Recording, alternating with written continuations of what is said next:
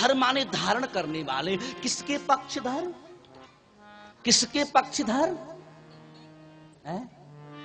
भक्तों के पक्षधर। दो अर्थ हो गए, पक्षधर और पक्षधर, भक्तों के पक्षधर। देखो, जब राम और कृष्ण ब्रह्म थे, ब्रह्म पक्षधर नहीं होता है, ब्रह्म कूटस्थ होता है। कूटस्थ समझते हो? शायद नहीं जानते आप कूटस्थ का मतलब। कूटस्थ का अर्थ है वेदांत में जिस पर लोहा कूटा जाता है। देखा है आपने कभी? एक ऐसा मोटा रहता है, उस पर रख करके वो लोहार सब पात्रों को बनाता है, सब वस्तुओं को तैयार करता है, उसे कूटस्थ कहते हैं वेदांत की भाषा में।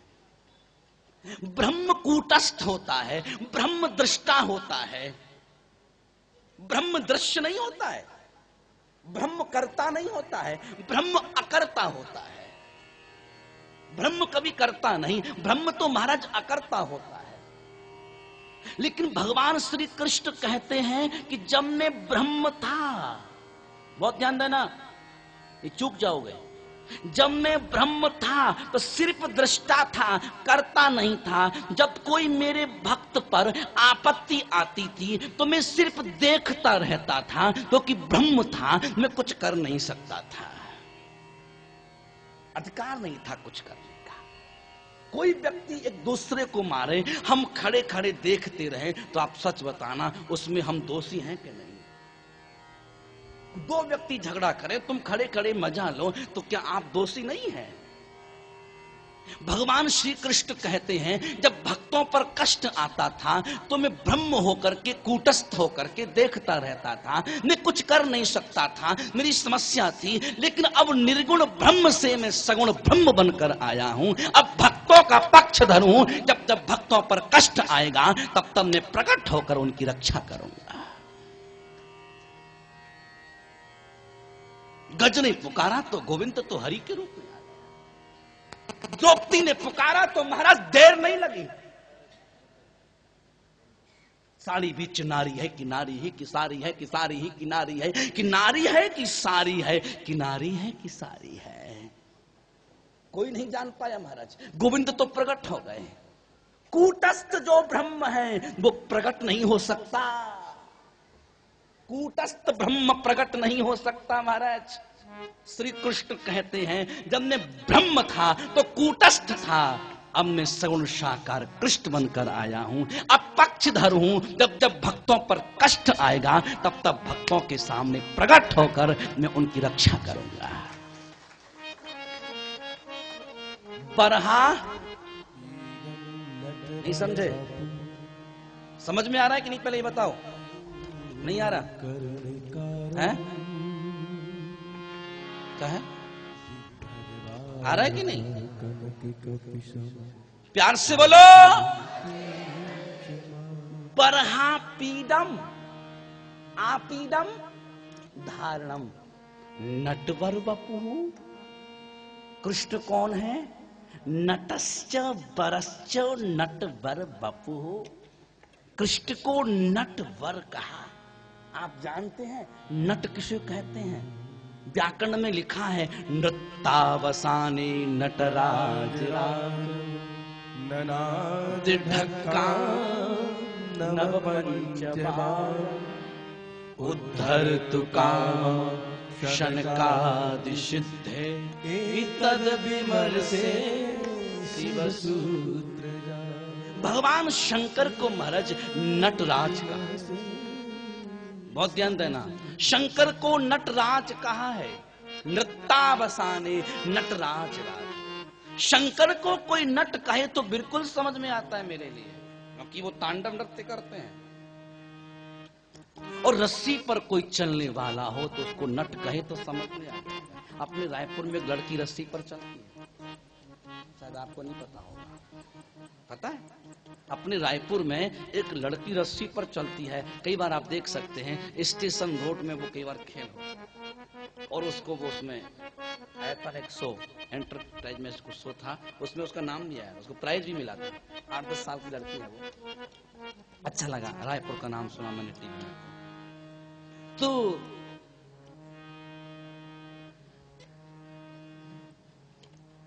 उस पर चलने वाली कोई महिला कोई पुरुष हो तो नट कह सकते हैं, भगवान शंकर को नट कहा जा सकता है, लेकिन कृष्ण को भागवत में लिखा नट पर। कृष्ण नट क्यों है? एक बात बताऊं, कैलाश पर्वत पर नाचना सरल है, रस्सी पर चलना सरल है, लेकिन कृष्ण कहां नाचे? बोलो बाबा, कालिया के 101 फनों पर, जो अत्यंत कठिन है महाराज। श्री कृष्ण कालिया के 101 फनों पर चढ़कर के तांडव नृत्य करने लगे। जटाटवीगलज्ज्वल प्रवाह पावितस्थले गले वलं विलम्बिताम्बुजङ्गतुङ्गमाल डमड्डमड्डमड्डमड्डिनादमड्डमरुग चकार चण्डताण्डवं तनोतु नः शिवा। जटाकटाः सम्भ्रमं विमण्डले वनिर्धरि विलोलगीतवल्लल विराजमान मुरुधरि गगन गगन गगन गगन ललाट मण्डपावनि किशोर चन्द्रशेखर रतिं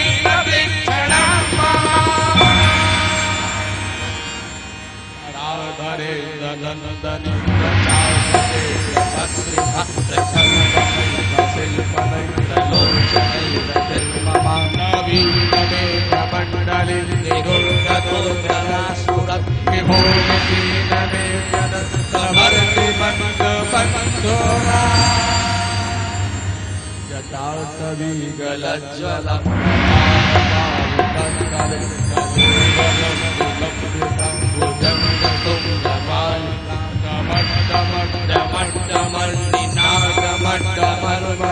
चकार चंड तांडवम तनोतु नः शिवा।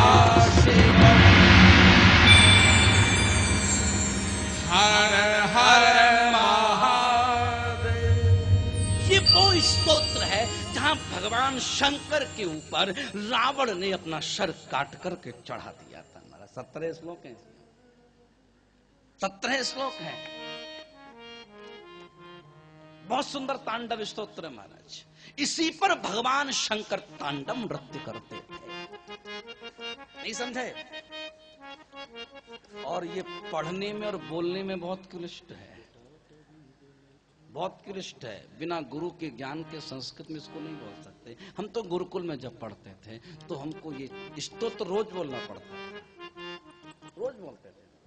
प्रतिदिन भगवान शंकर की आराधना होती थी तो बोलना पड़ता था। एक सिम हेमन पढ़ते थे, महिमना पारम ते परम विदुषोयत्र शशि। महाराज सिम महिमन स्तोत्र में 47 श्लोक जो भगवान शंकर की उपासना की जाती है। जैसी भगवान शंकर के ऊपर 9 सिर रावण ने काट करके चढ़ाए और 17वां श्लोक बोला, भगवान शंकर प्रकट हो गए। शंकर भगवान नमः शिवाय ओम नमः शिवाय ओम नमः शिवाय ओम नमः शिवाय ओम नमः शिवाय ओम नमः शिवाय ओम नमः शिवाय ओम नमः शिवाय ओम नमः शिवाय ओम नमः शिवाय ओम नमः शिवाय ओम नमः शिवाय ओम नमः शिवाय ओम नमः शिवाय ओम नमः शिवाय ओम नमः शिवाय ओम नमः शिवाय ओम नमः शिवाय ओम नमः शिवाय। सब बोलो, ओम नमः शिव क्षेत्र है ये। ओम नमः शिवाय ओम नमः शिवाय ओम नमः शिवाय ओम